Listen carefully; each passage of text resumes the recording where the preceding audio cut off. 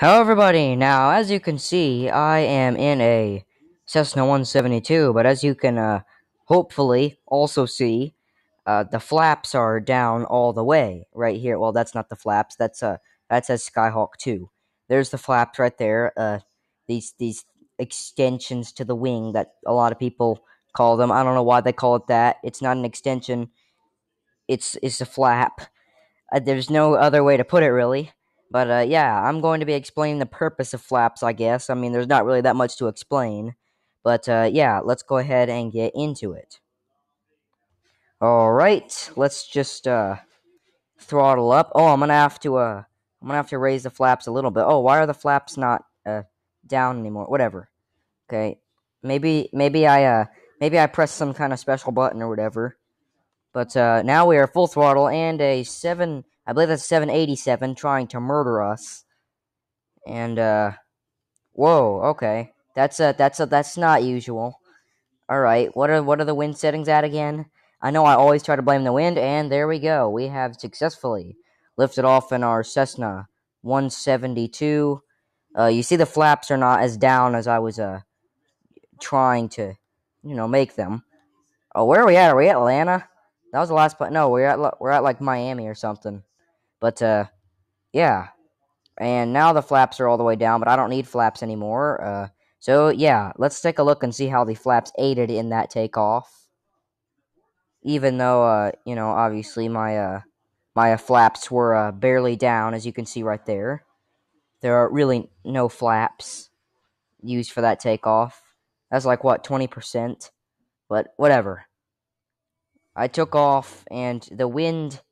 Yeah, I probably genuinely have the wind settings at something like 50 or something right now, which isn't good, but I always do that, so whatever.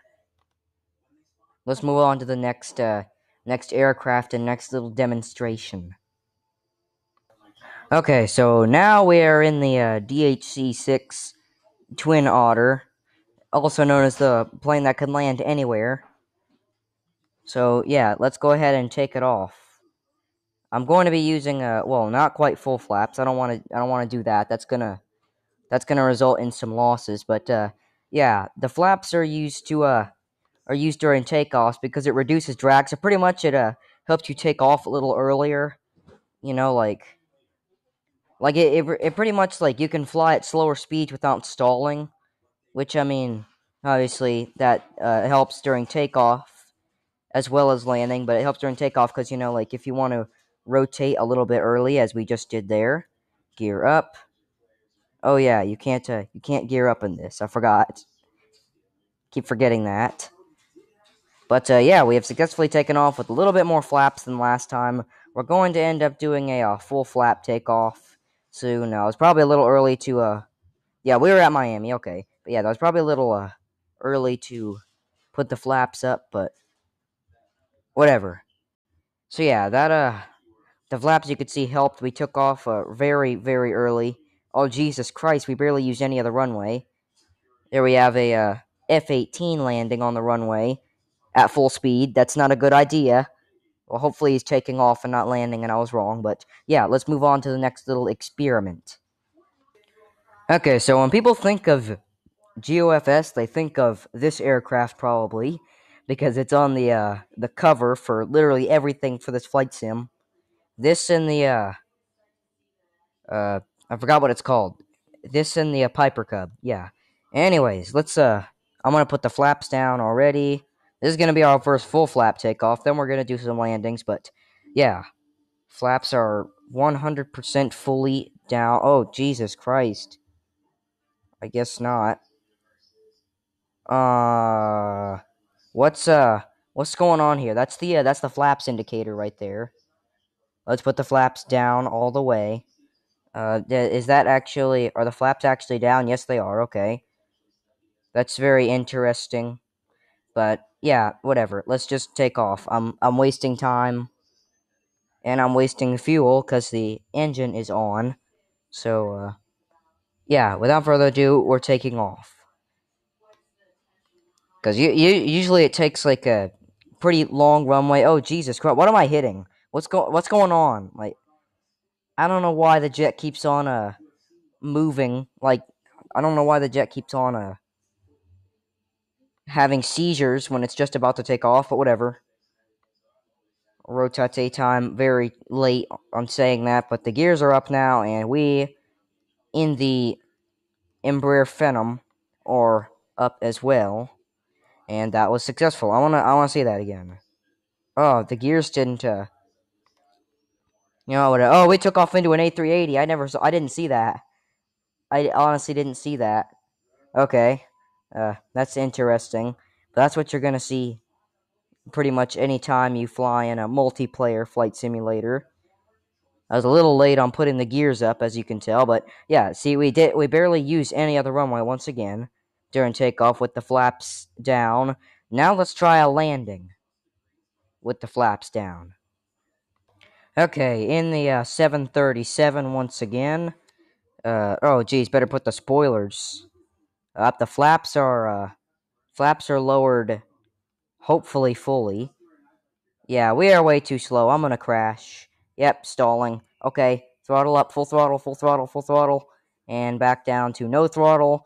There we go. We actually touched down on somewhat of the runway, and yeah, the important thing here is stopping, because that was the smoothest landing I've ever had in the 737, and that was a very hard landing. So yeah, it just goes to show how I land most of the time.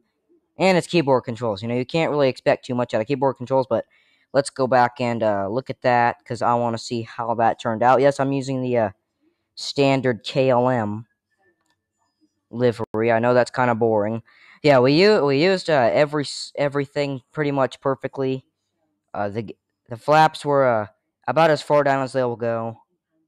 And as you can see, I was able to fly at a very slow speed without stalling until I put the spoilers up. And yeah, that's what ruined it. Then we went full throttle. Then I sort of no, not that hard of a landing. I mean, it's a bit firm, but yeah. I'm actually surprised I actually landed on the runway instead of landing in the grass or something, or in the trees like I usually do.